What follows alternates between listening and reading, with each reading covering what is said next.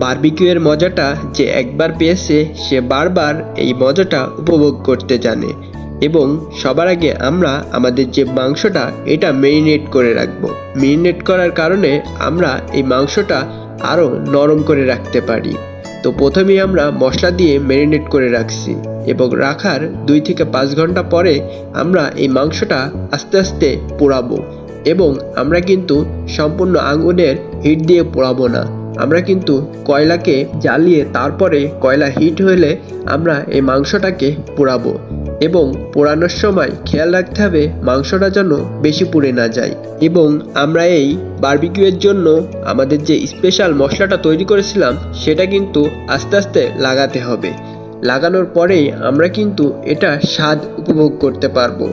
আর এই বারবিকিউটা আমরা কিন্তু অনেকজন মিলেই করছি। আমরা কিন্তু একের পর এক মাংস এখানে